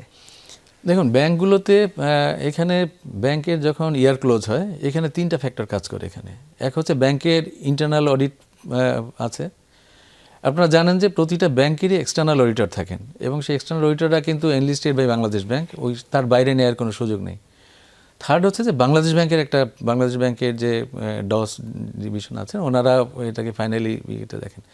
তো সেক্ষেত্রে এই স্ক্রুটিনি এবং এক্সটার্নাল অডিটর যারা আছেন তাদেরকে আবার বাংলাদেশ ব্যাংক মনিটর করেন, তাদের যে রিপোর্টিং সিস্টেম সেটাকে বাংলাদেশ ব্যাংক মনিটরিং করেন এবং সব কিছু মিলে এইখানে খুব আমার একরকম চিত্র আছে আর আমরা একরকম বাইরে প্রকাশ করছি, এরকম হওয়ার খুব একটা সুযোগ নেই। ওকে, আমরা একটি বিষয় এখন একটু জেনে যেতে চাই, সেটা হচ্ছে যে ব্যাংকগুলো এখন যখন প্রায়োরিটি নিয়ে কাজ করছে, আপনি বলছেন যে আপনারা প্রান্তিক এমন জায়গায় আনব্যাংক মানুষের কাছে গিয়েছেন যেখানে আসলে ঋণটা প্রয়োজন হয় বা তাদের দিতে হয়। আমার কাছে খুব, আপনি যখন আসবেন আমি এই প্রশ্নটা রেখেছিলাম, সেটা হচ্ছে যে গ্রামীণ পর্যায়ে যখন আপনারা ঋণ দিচ্ছেন, কৃষিতে নিশ্চয়ই একটা আলাদা প্রায়োরিটি সবসময় বাংলাদেশ ব্যাংক আপনাদেরকে দিতে পারে।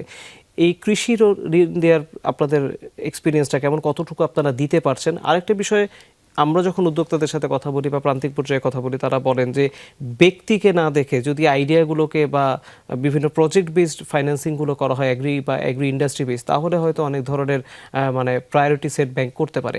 তেমন করে কি আসলেই ভাবার সুযোগ আছে? আপনি তো এর আগে একটি এগ্রিকালচারাল ব্যাংকেও কাজ করে এসেছেন। জি জি, না, আমি যে ব্যাংকে কাজ করেছি ওটার নামের সাথে এগ্রিকালচার আছে, কিন্তু তারা রিটেল কাজও করে, সমস্ত কাজই করে থাকেন। যেটা হচ্ছে যে সীমান্ত ব্যাংক না, বাংলাদেশে যতগুলো বিশেষায়িত ব্যাংক আছেন প্রত্যেকটা ব্যাংকেরই কিন্তু সেন্ট্রাল ব্যাংক থেকে একটা টার্গেট নির্ধারণ করা আছে যে তার টোটাল লোনের কত % এগ্রি লোন দিতে হবে, এবং বাংলাদেশ ব্যাংক এটা প্রতি কোয়ার্টারলি মনিটরিং করেন। আমাদের রিপোর্ট করতে হয়, মান্থলি রিপোর্ট করতে হয় বাংলাদেশ ব্যাংকে যে আমাদের যে টার্গেট আছে সেই টার্গেটে আমরা কত % এগ্রি লোন আমরা দিয়ে থাকি। দেখেন, এগ্রি লোন দেওয়ার ক্ষেত্রে বাংলাদেশে কিছু বিশেষায়িত ব্যাংক আছে, কৃষি ব্যাংক আছে, রাজশাহী কৃষি উন্নয়ন ব্যাংক আছে, যারা স্পেসিফিক এই সেক্টরে লোন দিয়ে থাকেন। এর বাইরে যে ব্যাংকগুলো আছে তারা একটা সার্টেন পার্সেন্টেজ, তার লোনের একটা সার্টেন পার্সেন্টেজ তারা এগ্রি লোন দিয়ে থাকেন। সেই ক্ষেত্রে এই এগ্রি লোনগুলোর ক্ষেত্রে আমাদের যেগুলো এক্সপিরিয়েন্স, সেই এক্সপিরিয়েন্স অনুযায়ী আমরা যাদেরকে লোন দিয়ে থাকি সেই জায়গাটাতে রিপেমেন্টের খুব একটা বা সেখানে খেলাপি সংস্কৃতি খুব একটা বেশি নেই। এখানে দেওয়ার ক্ষেত্রেও খুব সতর্কতামূলক ব্যবস্থা নেওয়া হয়, এবং কখনো কখনো দেখা যায় যে আমরা বিভিন্ন যখন আমরা মনে করি যে অনেকটা আমাদের নেটওয়ার্কের বাইরে আছে, বাট সেখানে বাংলাদেশের প্রথম 1 থেকে 10-15 রেটিংয়ের বিভিন্ন এনজিও সেখানে কাজ করে থাকে, আমরা সেই এনজিওগুলোর মাধ্যমে অনেক সময় তাদের হেল্প নিয়েও আমরা এই কৃষি লোনগুলো আমরা দিয়ে থাকি। বাট এমন না যে শুধুমাত্র এনজিওর মাধ্যমে দিয়ে থাকি, আমরা আমাদের নিজেদের স্ট্রাকচারের মধ্যেও দিয়ে থাকি, এবং ওই জায়গাটাতে ক্ষেত্র বিশেষে যে জায়গাগুলোতে আমাদের সাপোর্ট নেওয়া দরকার আমরা কোনো ওই রেটেড এনজিওগুলোর মাধ্যমে আমরা সাপোর্ট নিয়ে থাকি। এবং এগ্রি সেক্টরে কিন্তু খেলাপি ঋণের পরিমাণ খুবই কম, এই জায়গাটাতে পরিমাণটা খুবই কম, রিটার্ন খুব ভালো আছে এখানে। একটা বিষয় আমি যেটা বলছিলাম যে ইয়াংদের সাথে যখন আমরা কথা বলছিলাম, তারা বলছিল যে প্রজেক্ট বেস ফাইন্যান্সিংগুলোতে যদি ব্যাংকগুলো আরেকটু প্রায়োরিটি দেয়, একটু ভেঞ্চার ক্যাপিটালের মতো বিহেভ করে, তাহলে হয়তো আরও বেশি ফাইন্যান্সিং করা সম্ভব। আসলে কি তাই? এটা সম্ভব, বাট এখানে দেখতে হবে যে আমরা শুধুমাত্র যে আমি ইন্ডাস্ট্রিকে দেখেই দিব সেটা না, আমার ইন্ডাস্ট্রি বিহাইন্ড দ্য ম্যান যিনি আছেন তার এক্সপিরিয়েন্স কতটুকু আছে, সে এটা কতটুকু কেপেবল এটাকে হ্যান্ডেল করার জন্য। এবং শুধু লোন নিলেই তো হবে না, এখানে প্রথম কথা হলো ব্যাংকের রিটার্ন করতে হবে। সেকেন্ড হচ্ছে যে আমি লোন নিলাম, ব্যাংকে রিটার্ন করলাম, আমি মাঝখান দিয়ে আমার কোনো মার্জিন থাকলো না, গেইন হলো না, আলটিমেট তো ওই বিজনেস করে তার কোনো লাভ হবে না। সুতরাং যিনি উদ্যোক্তা থাকবেন তাকে সেই ফ্যাক্টরগুলো কনসিডার করেই যদি উনি লোন নিয়ে থাকেন, এবং আমাদের কনসিডারেশনে যদি আমরা দেখি যে তার অ্যানালাইসিস এবং আমাদের অ্যানালাইসিসের যে আমাদের যে টুলস আছে এটা মিলে যাচ্ছে, সেই ক্ষেত্রে এরকম খুব একটা নজির নেই যে এই জায়গাগুলোতে লোন দেওয়া হচ্ছে না, ভেঞ্চার ক্যাপিটাল লোন দেওয়া হচ্ছে। আরেকটা বিষয় সেটা হচ্ছে যে আমি একটু আবারও ব্যাংকিং সেক্টরের প্রসঙ্গে আসি, সেটা হচ্ছে যে আমাদের তো ব্যাংকিং খাতের সংস্কার নিয়ে আমরা কথা বলছিলাম, তো অনেকে বলেন যে ব্যাংকের আধুনিকায়নের সাথে সাথে সংস্কারের সাথে সাথে ব্যাংকের যারা ম্যানেজার অর্থাৎ যারা লিডার ম্যানেজমেন্ট আপনারা যারা, তাদেরও এক ধরনের বড় সংস্কার দরকার। আমি একটা আত্মসমালোচনার সুযোগ যদি আপনাকে দিই, আপনার কাছে কি মনে হয় যে ব্যাংকের ম্যানেজমেন্টের প্রক্রিয়াতেও আর একটু চেঞ্জ আনা দরকার? দীর্ঘদিন ধরে যেটা চলছে সেই ধারণা এখন থাকা উচিত না, কনসিডারিং দ্য ফ্যাক্ট এখন ডিজিটাল হয়ে যাচ্ছে ব্যাংক অনেক বেশি। আপনাদের মতো যারা আছেন আপনাদের মেন্টালিটি ইভলভ করছে কিনা? দেখুন, আমাকে সময়ের এবং প্রযুক্তির সাথে তাল মিলে চলতেই হবে, এবং ব্যাংক ম্যানেজমেন্টে এখন যারা আসছেন সেই ম্যানেজমেন্টের সিলেকশনের ক্ষেত্রেও কিন্তু এখন যথেষ্ট স্বচ্ছতা এসছে। এখন কিন্তু ব্যাংকগুলো যখন একজন সিইও বা কাউকে ওনারা সিলেক্ট করেন, সিলেকশনের পরে কিন্তু এটা সেন্ট্রাল ব্যাংকে একটা অ্যাপ্রুভালের জন্য যায়, সিইও হিসেবে অ্যাপ্রুভালের জন্য। সেখানে দেখবেন যে এখন একজন সিইওকে যখন একটা ব্যাংকের বোর্ড তারা যখন সিলেকশন প্রক্রিয়ার মধ্যে থাকেন, সেটা কিন্তু একটা লম্বা প্রসেস। এটা পেপারে একটা দিতে হয়, সার্কুলার দিতে হয়, সেই সার্কুলার অনুযায়ী তাকে বিট করে তাকে অ্যাপ্লাই করতে হয়, সেখানে একটা শর্ট লিস্ট হয়, সেই শর্ট লিস্টের পরে বোর্ড অফ ডিরেক্টর সেখানে একটা ইন্টারভিউ করেন, সেই ইন্টারভিউর মধ্যে থেকে তারা একটা সিদ্ধান্তে আসেন, সেখান থেকে একজন সিইওকে তারা নির্ধারণ করেন, সিলেকশন করেন। সেই সিলেকশনটা কিন্তু তারা সেন্ট্রাল ব্যাংকে পাঠান, এবং সেন্ট্রাল ব্যাংক ফাইনালি যেটা করেন, সেন্ট্রাল ব্যাংক তাদের একটা নির্দিষ্ট টিম করা আছে সিলেকশন প্রসেস টিম, এবং সেই টিমকে কিন্তু ফেস করে একজন সিইওকে আসতে হয়, সেখানে ইন্টারভিউ করে, সেখানে ইন্টারভিউ পাস করে আসতে হয়। জি, তো সেই জায়গাটাতে আমার মনে হয় যে এখানে আগের চেয়ে এই জায়গাটাতে অনেক স্বচ্ছতা এসছে, এবং এখানে আমার কাছে মনে হয় যে বাংলাদেশ ব্যাংকের প্রসেসের মধ্যে থেকে যখন আসে সেখানে কম্পিটেন্ট লোকজনই এই জায়গাটাতে চলে আসছে। এইটা আগে একটা সময় হয়তো চয়েস বেসিসে ছিল, এখন কিন্তু এইটা প্রক্রিয়ার মধ্যে থেকে আসে। সুতরাং এই জায়গাটাতে কিন্তু একটা পদ্ধতিগত চেঞ্জ এসছে। আর সেকেন্ড হচ্ছে যে ম্যানেজমেন্টে যারা আসেন তাদের মাইন্ড সেট আপেও চেঞ্জ থাকা উচিত, এবং একজন ম্যানেজমেন্টের তার সততা নিয়ে তার নিজের কোশ্চেন থাকা উচিত যে আমি কতটা অনেস্টলি আমার দায়িত্বটা পালন করছি। যদি একজন সিইও তার অনেস্টি নিয়ে নিজের কাছে নিজের কোশ্চেনেবল হয়ে, অ্যাকাউন্টেবিলিটি হয়ে উনি তার দায়িত্ব পালন করেন, আমার মনে হয় না সেখানে আর কোনো ইয়ে থাকতে পারে, প্রবলেম। তারা কি তাদের কাজে নতুনত্ব আনতে পারছে? হ্যাঁ, নিশ্চয়ই কাজে নতুনত্ব আনতে পারছেন এই কারণে এখন প্রযুক্তির অনেক ডেভেলপমেন্ট হচ্ছে। নতুন নতুন এখন যারা ইন্ডাস্ট্রিতে নতুন কর্মকর্তারা যারা আসছেন, তারা কিন্তু একটা সময় যারা এসছেন, একটা সময় পদ্ধতিগত প্রযুক্তিগত ডেভেলপমেন্টটা অতটা ছিল না, ম্যানুয়ালি অনেক ব্যাংকিং হতো। এখন কিন্তু সিস্টেমেটিক এবং প্রযুক্তিগত ব্যাংকিং হচ্ছে। সেই জায়গাটাতে নতুন যারা এসছেন ওরা কিন্তু অনেক পুরনোদের থেকে অনেক তাড়াতাড়ি অ্যাডপ্ট করে নিতে পারছেন। তো সেই জায়গাটাতে নতুনদের এবং পুরনোদের সংমিশ্রণে কিন্তু একটা সুন্দর ব্যাংকিং এনভায়রনমেন্ট তৈরি হয়েছে, এবং প্রযুক্তিগত দিক থেকেও ব্যাংকগুলো এগোচ্ছে। সংস্কারের কথা যদি বলি, ম্যানেজমেন্টেও সংস্কার এসছে, এবং ম্যানেজমেন্ট নিশ্চয়ই সেই সংস্কারের মধ্যে থেকেই ব্যাংকটাকে পরিচালনা করার জন্য, এখানে যদি কেউ ফেল করে তো সে ফেল করবেন, তাকে হয়তো আর বেশি দিন ইন্ডাস্ট্রিতে সে কন্টিনিউ করতে পারবেন না। ডেফিনেটলি। আমরা একটা বিরতি নিচ্ছি, বিরতির পর ফিরে এসে আমরা আপনার সাথে আরও আলোচনা করবো। ইয়াং জেনারেশনে বেশ কিছু প্রশ্ন আছে, সেগুলোর উত্তরও জানবো। দর্শক, এটি বিরতি নিচ্ছি, খুব দ্রুত ফিরবো, আমাদের সাথেই থাকুন।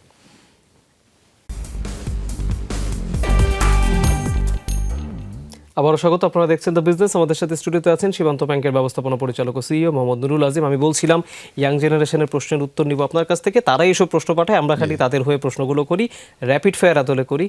দ্রুত উত্তর দিতে হওয়ার কথা, কিন্তু আপনি কিছুটা ভাবনারও সময় পাবেন। আমি শুরু করছি। প্রথমে তারা জানতে চায়, দিনের শুরুতে আপনি কোন কাজকে সবচেয়ে বেশি গুরুত্ব দেন? নিজের পরিকল্পনা ঠিক রাখা, নাকি আগে যেসব চলমান সমস্যাগুলো ছিল সেগুলো সমাধান আগে করা? এখানে দুটোই করতে হয়, অ্যাকচুয়ালি দুটোরই সংমিশ্রণ থাকতে হয়। আমার পুরনো কি সমস্যা আছে এবং আমার আজকের কর্ম পরিকল্পনা কি হবে, এটাতে কিন্তু ওই পুরনো এবং আজকের কর্ম সংমিশ্রণ থাকে। সুতরাং দুটাকেই সংমিশ্রণ রাখতে হয় এখানে। 2 নম্বর প্রশ্ন, ব্যাংক চালাতে এই মুহূর্তে সবচেয়ে বেশি কোনটি গুরুত্বপূর্ণ, অভিজ্ঞতা নাকি ডেটা? এই দুটাই গুরুত্বপূর্ণ। অভিজ্ঞতা অবশ্যই গুরুত্বপূর্ণ, এবং ডেটা। আমার যদি এমআইএস আপডেট না থাকে সেক্ষেত্রে আমার হয়তো সিদ্ধান্ত নিতে ভুল হবে। সুতরাং দুটাই এখানে খুব প্রয়োজন। 3 নম্বর প্রশ্ন, কোনটা বেশি চ্যালেঞ্জিং, নতুন গ্রাহক তৈরি করা নাকি পুরনো গ্রাহকদের ধরে রাখা? পুরনো গ্রাহকদের ধরে রাখা তো অবশ্যই ধরে রাখতে হবে, কারণ ওরা অলরেডি টেস্টেড, এবং নতুন গ্রাহককে অনবোর্ড করা একটা চ্যালেঞ্জিং, বেশি চ্যালেঞ্জিং নতুন গ্রাহকদেরকে নিয়ে আসা। ওকে, 4 নম্বর প্রশ্ন, আগামীতে ব্যাংকের আয় বাড়াতে কোন পার্টিকুলার কাজটি সবচেয়ে বেশি কাজে আসবে? যেটা হচ্ছে যে খেলাপি ঋণের সংস্কৃতি থেকে বেরোয় আসতে হবে। কোনোভাবে খেলাপি ঋণ যেগুলো আছে রিকভারি করতে হবে প্রচুর। ডিপোজিট ব্যাংকের তারল্য যেটা আছে তারল্য বাড়াতে হবে, এবং পাশাপাশি নতুন উদ্যোক্তাদের এবং নতুন কর্পোরেট যে গ্রাহক আছেন তাদেরকে ঋণ দেওয়ার। আমি একটু সাপ্লিমেন্ট করি, কোন পার্টিকুলার স্কিমের কথা ভাবেন যে না, ব্যাংকের এই স্কিমটা ব্যাংকের প্রফিটের জন্য আগামীতে খুব ভালো হবে? ব্যাংকের এসএমই এবং রিটেল সেক্টরের ফোকাস করলে ব্যাংকের জন্য ভালো হবে এটা। ওকে, পরের প্রশ্নে যেতে চাই, ঋণ অনুমোদনের আগে কোন বিষয়টি সবচেয়ে বেশি আপনি খতিয়ে দেখেন বা নজরে রাখেন? সবচেয়ে বেশি যেটা খতিয়ে দেখি সেটা হচ্ছে যে প্রথমে যিনি হুইজ দ্য এন্টারপ্রিনার, উদ্যোক্তা যিনি আছেন উনিকে, এবং ওনার বিজনেস এবং বিজনেসের রিটার্ন এবং বিজনেসের ক্যাশ ফ্লো। বিজনেসের ফিনান্সিয়াল সেক্টরটা বেশি, সাইডটা বেশি দেখা হয় যে এখান থেকে কি ক্যাশ ফ্লো আসবে এবং তার রিটার্ন করার মতো ক্যাপাসিটি থাকবে কিনা। ওকে, পরের যেহেতু এটা আমার রিটার্ন যদি না করে আমার খেলাপি লোন বাড়বে, সুতরাং ওই জায়গাটাতে আমার খেয়াল করতে হবে। ডেফিনেটলি। পরের প্রশ্ন 6 নম্বর, ভালো ব্যাংকারের সবচেয়ে বড় গুণ কি? একজন ভালো ব্যাংকারের সবচেয়ে বড় গুণ হচ্ছে যে ইন্ডাস্ট্রিতে এনগেজ থাকা, তার নিজের যে কাজ এবং নিজের যে তার ডেস্কের যে ওয়ার্ক, সেই ওয়ার্কে ইনভলভ থাকা, এবং খুব চৌকসভাবে তার সমস্ত কাজগুলোকে সুচারুভাবে পালন করা। ওকে, পরের প্রশ্নে যেতে চাই, নতুন প্রজন্মের ব্যাংকারদের কোন দিকটি ভালো লাগে না? নতুন প্রজন্মের ব্যাংকারদের যে দিকটা আমার ভালো লাগে না সেটা হচ্ছে যে এদের খুব সুইচ করার টেন্ডেন্সি খুব বেশি, খুব অল্প সময়ের মধ্যে। অ্যাকচুয়ালি হয় কি, একজন ব্যাংকার যখন খুব সুইচিং টেন্ডেন্সিটা তার বেশি থাকে, তখন তার ডেস্ক কনসেন্ট্রেশন কম থাকে। তার যে জব ডিসক্রিপশন আছে সেখানে কনসেন্ট্রেশন তুলনামূলক কম থাকে। ব্যাংকের অ্যাকচুয়ালি প্রতিটা লেয়ার যদি আমরা বলি, প্রতিটা স্টেপ যদি বলি, প্রতিটা মানে বাই ডেজিগনেশনের যে ধাপগুলো আছে, এই ধাপগুলোর প্রতিটারই কিন্তু একটা ওয়েট আছে। আমি যদি কোনো একটা স্কিপ করে আরেকটা আপার পজিশনে চলে যাই, ওই পজিশনের যে ওয়েটটা সেটা আমি, বা ওইখানে যে রেসপন্সিবিলিটি সেটা আমি জানবো না, ওই একটা গ্যাপ থেকে যাবে। সো আমাকে নিশ্চয়ই ক্যারিয়ার ওরিয়েন্টেড হব। ক্যারিয়ার ওরিয়েন্টেড এভাবে হব যে আমাকে একটা টার্গেট থাকতে হবে যে I will be the CEO of A commercial bank, এইটা আমাকে টার্গেট থাকবে। ডাজেন্ট মিন যে আমি আমার এক্সপিরিয়েন্সকে স্কিপ করে আমি ওখানে উঠতে পারবো, অন্য জায়গায় চলে যেতে পারবো না। ফের আমি এই প্রসঙ্গে আরেকটু বড় প্রশ্ন আপনাকে করবো, আমি র্যাপিড ফায়ারটা শেষ করতে চাই। 8 নম্বর প্রশ্ন, কর্পোরেট লিডার হিসেবে কোন বিষয়ে আপনি কখনো ছাড় দেন না? আমি ছাড় দেই না। আমি যদি তার ডিসঅনেস্টি এবং আমার কাছে মনে হয় যে সে তার ডেস্কে তার যে রেসপন্সিবিলিটি আছে সেই রেসপন্সিবিলিটি ঠিকভাবে পালন করছে না, তখন আপনি ছাড় দেন না? তখন আমি ছাড় দিই না। এবং এমন কোনো কাজ যদি মনে হয় যে এটা আমার প্রতিষ্ঠানের অ্যাগেনস্টে কাজ করছে, সেই জায়গাটাতে আমি কোনোভাবেই টলারেন্স করি না। ফের না। পরের প্রশ্ন, ব্যর্থতা থেকে ঘুরে দাঁড়ানোর সহজ কৌশল কি? ব্যর্থতা থেকে ঘুরে দাঁড়ানো, ওখান থেকে আমার শিক্ষা নিতে হবে যে আমি কী কারণে ব্যর্থ হয়েছি, সেই জায়গাটাকে যদি আমি অ্যাড্রেস করতে পারি, ঘুরে দাঁড়ানো যাবে। 10 নম্বর প্রশ্ন, এটা একটু হাইপোথেটিক্যাল সিচুয়েশন। ধরুন একজন ছোট উদ্যোক্তা বা গ্রাহক হঠাৎ ঋণ পরিশোধ করতে ব্যর্থ হলেন, কিন্তু তার ব্যবসা সামাজিকভাবে গুরুত্বপূর্ণ। আপনি কি তাকে ঋণ পুনর্গঠন করে দেবেন, নাকি তাকে খেলাপি হিসেবে কনসিডার করবেন? না, যদি আমার মনে হয় যে তার এখানে পোটেনশিয়ালিটি আছে। বিজনেস বিভিন্ন কারণে খারাপ হতে পারে, ন্যাচারাল ডিজাস্টার হতে পারে, বিভিন্ন আমরা যখন দেখবো যে কোনো একটা ডেভেলপমেন্ট ওয়ার্ক হয়, ডেভেলপমেন্ট ওয়ার্কের আশেপাশে যে প্রতিষ্ঠানগুলো থাকে ওদের বিজনেস কিন্তু হ্যাম্পার হয়, এবং সেই কারণে হয়তো তার বিজনেসটা, তার ক্যাশ ফ্লো কমে যেতে পারে, রিপেমেন্ট করে দিতে পারে। আমার কাছে যদি মনে হয় যে এই লোনটা খারাপ হওয়ার পিছনে কোনো যৌক্তিক কারণ আছে, এবং যিনি উদ্যোক্তা আছেন তিনি সৎ, এবং তার মধ্যে সেই পোটেনশিয়ালটি আছে ঘুরে দাঁড়ানোর মতো, সেই ক্ষেত্রে আমার মনে হয় তাকে মানে বিভিন্ন কৌশলে তাকে কোনো সাপোর্ট দেওয়া যেতে পারে। বাট যদি কোনোভাবে সে প্রুফ হয় যে সে উইলফুল ডিফল্টার, তাকে কোনোভাবে সুযোগ দেওয়ার কোনো সুযোগ নেই। নিঃসন্দেহে আমরা র্যাপিড ফায়ারের অংশটি শেষ করলাম। আশা করি যাদের যে উত্তর দরকার তারা সেগুলো পেয়েছে। আমি আবার একটু বড় প্রশ্নের দিকেই যাচ্ছি, সেটা হচ্ছে যে ব্যাংকিং সেক্টরের ক্যারিয়ার নিয়ে আমরা কথা বলছিলাম। এই যে এখনকার যারা নতুন ব্যাংকাররা এখন ব্যাংকের সেক্টরে আসেন, আপনি একটা কথা বলছিলেন যে তাদের ভিতরে চাকরি সুইচ করার প্রবণতা খুব বেশি। একটি বিষয়ে তাদের পক্ষ থেকে অনেক সময় আসে যে তারা এখনকার বাস্তবতা অনুযায়ী যেই ধরনের এক্সপিরিয়েন্স বা স্কিল নিয়ে তারা আসেন, অনেক প্রতিষ্ঠান সেটা ধারণ করতে পারে না। আমি শুধু ব্যাংকের কথা বলছি না, যে কোনো প্রতিষ্ঠানের ক্ষেত্রে বলছি, ধারণ করতে পারে না। এক, দ্বিতীয়ত তারা মনে করেন যে স্যালারি স্ট্রাকচার আরও ভালো হওয়া উচিত। আপনার মতামত জানতে চাই। প্রথম কথা হচ্ছে যে প্রযুক্তিগত উন্নতির সাথে সাথে নতুন জেনারেশন তারা প্রযুক্তিকে অ্যাডপ্ট করে নিতে ওরা পারেন, এবং প্রযুক্তির সাথে ওরা অনেক কাস্টমাইজ হয়ে, আমরা যখন ইন্টারভিউ নিই তখন দেখি যে তারা প্রযুক্তি ওরিয়েন্টেড অফিসারদের আমরা পাই। এখন বিষয় হচ্ছে যে আমি একটা প্রতিষ্ঠানে আমি জব করব, আমি একটা প্রতিষ্ঠান, আমার নিশ্চয়ই সেই প্রতিষ্ঠানের প্রতি আমার কিছু লয়্যালটির ব্যাপার আছে। জি। একটা প্রতিষ্ঠান আমাকে রিক্রুট করবে, আমার পিছনে কিন্তু অনেক ইনভেস্টমেন্ট আছে একটা প্রতিষ্ঠানের। আমাকে একটা প্রতিষ্ঠান সে আমাকে রিক্রুট করেই কিন্তু আমাকে ট্রেনিংয়ে পাঠায়, এবং সেখানে যে ট্রেনিংটা হয় প্রায় 1 মাস 1.5 মাসের একটা ট্রেনিং হয় কোনো ব্যাংকের, কারো 10-15 দিনের একটা ট্রেনিং হয়। এই ট্রেনিংটার পিছনে কিন্তু ব্যাংকের অনেক ইনভেস্টমেন্ট আছে। ইনভেস্টমেন্টটা কিন্তু ব্যাংকের ইনভেস্টমেন্ট ওই অফিসারটার পেছনে করা হচ্ছে, তাকে কিন্তু নলেজ বিল্ড আপ করার জন্য। এটা কিন্তু ওই অফিসারের অ্যাসেট, বাট ইনভেস্টমেন্টটা কিন্তু ব্যাংকের। সো তাকে কিন্তু ওই জায়গাটাতে একটা লয়াল থাকা উচিত ব্যাংকের প্রতি। আর সেকেন্ড হচ্ছে যে বারবার সুইচ করলে যেটা হয়, আমি আসলে আমার এক্সপিরিয়েন্স লেভেলটা ডেভেলপ করে না অ্যাকচুয়ালি। এটা আমি আমার বিভিন্নভাবে, আমার তো অনেকদিন ব্যাংকিং ইন্ডাস্ট্রিতে হয়ে গেল, আমি বিভিন্ন ধাপ পার হয়ে আজকের এই জায়গাটাতে এসেছি।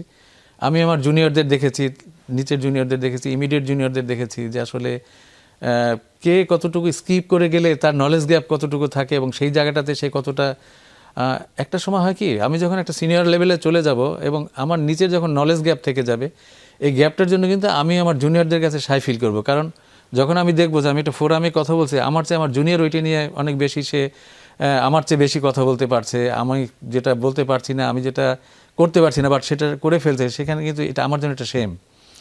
এইটার মেইন কারণটা হচ্ছে যে আমার নলেজ গ্যাপ, আমি অনেক কিছু স্কিপ করে যাচ্ছি, আমি বারবার চাকরি চেঞ্জ করছি, আমি এক ব্যাংক থেকে আরেক ব্যাংকে চলে যাচ্ছি। আমি এটাকে খুব খারাপভাবে বলবো না যে এক ব্যাংক থেকে আরেক ব্যাংকে চলে যাও, বিভিন্ন ব্যাংকের বিভিন্ন কালচার সেটা যায়, বাট এটা নির্দিষ্ট একটা টাইম আছে। কিন্তু আমরা ম্যানেজমেন্ট ট্রেনি হিসেবে জয়েন করেছি, বাট ম্যানেজমেন্ট ট্রেনি আমরা সরাসরি সিনিয়র অফিসার বা প্রিন্সিপাল অফিসার হিসেবে আমরা ওখান থেকে আমরা কনফার্ম হয়েছি। কিন্তু ব্যাংকের নিচে কিন্তু অনেকগুলো ধাপ আছে, অ্যাসিস্ট্যান্ট অফিসার থেকে শুরু করে একদম সিনিয়র অফিসার আসা পর্যন্ত কিন্তু অনেক ব্যাংকের 5-6টা, কোনো কোনো ব্যাংকের 3-4টা ধাপ আছে। সিনিয়র অফিসার এই লেভেলে আসতে গেলে অন্তত 8-10 বছর সময় লেগে যায়। এই 8-10 বছর সময়ের যে তার যে ওয়ার্ক এবং ওয়ার্কিং যে এক্সপিরিয়েন্স, এটা কিন্তু কম না, এবং এই এক্সপিরিয়েন্সটা একজন ব্যাংকারকে একটা ভালো একটা ব্যাংকার হওয়ার জন্য খুব হেল্প করে। বাট আমি যদি বারবার সুইচ করে আমার স্কিপ করে এই জায়গাগুলোতে যাই, এই জায়গার যে আমার গ্যাপটা থাকবে, এই গ্যাপটা একটা সময় প্রকাশ পেয়ে যাবে। তখন কিন্তু আমি একটা লেভেলে গিয়ে আর আমি খুব বেশি এগোতে পারবো না। আপাতত মনে আমি এগোয়ে যাচ্ছি, কিন্তু একটা লেভেলে গিয়ে এটা ঠিকই আমি ওই দুর্বলতাগুলো আমার প্রকাশ পাবে, এবং তখন কিন্তু আমি আর আমার নির্দিষ্ট জায়গায় যেতে পারবো একটা না। বিষয়টা জুড়ে দিই, সেটা হচ্ছে যে ব্যাংকে এখন যেই ধরনের স্কিল বা ট্রেনিং গুলো হয়, বিআইবিএম আছে বা অন্যান্য জায়গা থেকে তারা যেসব কোর্সগুলো বা ডিপ্লোমাগুলো করতে পারে, এগুলোকে কি আপনার মানসম্পন্ন মনে হয় নাকি আরো চেঞ্জ করা দরকার? এগুলো বিশেষ করে বিআইবিএম এবং যে রিলেটেড ইন্ডাস্ট্রি যেগুলো ট্রেনিং ইনস্টিটিউট যারা আছেন, তারা চেষ্টা করেন প্রতিটা দিনই তাদের আসলে কোর্স ম্যাটেরিয়ালগুলোকে তারা আপডেট করার, সময়ের সাথে আপডেট করার, প্রযুক্তির সাথে আপডেট করার তারাও চেষ্টা করেন। সেটা তো নিশ্চয়ই ওনারা যেহেতু আপডেট করেন, যারা এখন ট্রেনিং নিচ্ছে সেই ট্রেনিংয়ে তারাও আপডেট হচ্ছে। বাট এটার কোনো শেষ নেই, এটা প্রতিনিয়ত আপডেট করার সুযোগ আছে, এবং ট্রেনিং যে কোর্স ম্যাটেরিয়াল বা কোর্স প্ল্যান যেটা আছে, এটাতেও নতুন আনার সুযোগ আছে আরও। আমরা এখন যেভাবে যে কোর্স ম্যাটেরিয়ালের ভিতর দিয়ে আমরা যাচ্ছি, এটাকে আরও আপডেট করার সুযোগ আছে। আমরা একেবারে অনুষ্ঠানের শেষ পর্যায়ে শেষ প্রশ্নটি করতে চাই, ঠিক 1 দশক পরে বাংলাদেশের ব্যাংকিং সেক্টরকে আপনি কোথায় দেখেন? বিশেষ করে বড় কোনো নতুনত্ব আপনি দেখেন কিনা, যেটা হয়তো বিশ্বে অন্যান্য দেশ ধারণ করতে পেরেছে, আমরা সামনে করতে পারবো কিনা? আমি আগামী 1 দশক পরে আমি যে জায়গাটাতে দেখছি, আমার কাছে মনে হচ্ছে যে আমরা প্রযুক্তিগতভাবে অনেকটা এগিয়ে যাব। আমরা এআই ড্রিভেন ব্যাংকগুলো হবে, পরিচালিত হবে, এবং সেই ক্ষেত্রে যেটা হবে যে ব্যাংকের সিদ্ধান্ত নিতে গেলে অনেকটা স্বচ্ছতা আসবে এবং অনেকটা অ্যাকুরেসি আসবে। পাশাপাশি যেটা হচ্ছে যে ব্যাংকের ম্যানেজমেন্টের মধ্যেও ম্যানেজমেন্টের নলেজ লেভেলও আরও বিল্ড আপ হবে, অফিসারদের নলেজ লেভেল বিল্ড আপ হবে, তারাও তাদের সেই এক্সপিরিয়েন্স এবং তারা যে এক্সপেরিমেন্ট করবে, সেটা আগামী 10 বছর পরে আমরা যে সংস্কারের কথা বলছি, সেই সংস্কারের মধ্যে থেকেও একটা নতুন ভালো একটা জায়গায় ব্যাংক যাবে। আর পাশাপাশি আমার কাছে যেটা মনে হচ্ছে যে এখন যেটা যে সংস্কারের মধ্যে থেকে আমরা যাচ্ছি, আগামী যদি এটাকে কন্টিনিউ করতে পারি এবং এগোতে নিতে পারি, আগামী 10 বছর পরে হয়তো ব্যাংকের যে এখন যে খারাপ সংস্কৃতি, এটা ঋণখেলাপি সংস্কৃতি যেটা আছে, এটা কমে আসবে নিঃসন্দেহে আমরাও তেমনটি আশা করি। জনাব নুরুল আজিম, আপনি আমাদের কাছে স্টুডিওতে এসে সময় দিয়েছেন, সেজন্য আপনাকে আবারও ধন্যবাদ। ধন্যবাদ আপনাকে, ধন্যবাদ আমাকে আমন্ত্রণ জানানোর জন্য, এবং যমুনা টিভিকে ধন্যবাদ। অনেক ধন্যবাদ। আমরা একটা বিষয় দেখি, ব্যাংকে আমরা যখন ছোটবেলায় আমি যেতাম বা যখনই আমরা যাদের দেখার সুযোগ হয়েছে, ব্যাংকের সামনে কিন্তু আগে কাউন্টারের সামনে লম্বা কিউ হতো, অর্থাৎ যে কোনো ধরনের বিল পরিষেবা, টাকা জমা দেওয়া, টাকা উত্তোলন করা, এগুলোর জন্য লম্বা সারিতে দাঁড়াতে হতো, অপেক্ষা করতে হতো, ব্যাংকে একটি নির্দিষ্ট সময় ব্যয় করতে হতো। সেই ধারণা থেকে বের হয়ে এসে কিন্তু আমরা এখন এই হাতের গ্যাজেট দিয়ে আমরা অনেক কাজ করে ফেলতে পারছি, ব্যাংকে যেতে হচ্ছে না, ইনস্টলমেন্টের টাকা থেকে আমাদের ইউটিলিটি বিল সব কিছু আমরা কিন্তু অ্যাপের সাহায্যে দিয়ে দিচ্ছি। এটি যেমন ভালো দিক, সেটি একটি গুরুত্বপূর্ণ দিক। তার মানে ব্যাংক আগের তুলনায় কিছুটা পরিণত হয়েছে, কিন্তু পরিণত হবার পেছনের যে আমানতের টাকাগুলো যে অনেক ক্ষেত্রে খেলাপি হয়ে গিয়েছে বা ব্যাংকের ঋণ গ্রাহক হিসেবে নিয়ে সেগুলো ফেরত না দেওয়ার যে মানসিকতা তৈরি হয়েছে, এটা কিন্তু ব্যাংকিং সেক্টরের জন্য ভালো কোনো বার্তা বয়ে রেডি হয় কি বাংলাদেশের ব্যাংকিং সেক্টরকে আমরা যেভাবে রাখবো, সেটাই আমাদের এক ধরনের আন্তর্জাতিক ইমেজ ক্রিয়েট করবে, এবং সেই আন্তর্জাতিক ইমেজটাই কিন্তু বাংলাদেশের একটি মানদণ্ড বিশ্বের সামনে তুলে ধরতে চাইবে। কাজেই বাংলাদেশের মানদণ্ডকে যদি সবার সামনে উন্নত করতে হয়, বাংলাদেশকে যদি একটি ভালো রাষ্ট্র হিসেবে গড়ে তুলতে হয়, তাহলে কিন্তু ব্যাংকিং সেক্টরের এই লাইফলাইনকে অ্যাক্টিভ রাখা, প্রপারলি অ্যাক্টিভ রাখা খুব জরুরি, যেটা ব্যাংকারদের যেমন দায়িত্ব, গ্রাহকদের পয়েন্ট থেকেও দায়িত্ব। আবারও বলি, সবথেকে গুরুত্বপূর্ণ কথা হচ্ছে যারা নতুন পুরনো সবার ক্ষেত্রেই ব্যাংকের টাকা নিলে সেই ব্যাংকের টাকা ফেরত দিতে হবে। দর্শক, আশা করি এতক্ষণ ধরে যারা এই আয়োজন দেখেছেন সেটি ভালো লেগেছে। সবাই অনেক ভালো থাকবেন। শুভরাত্রি।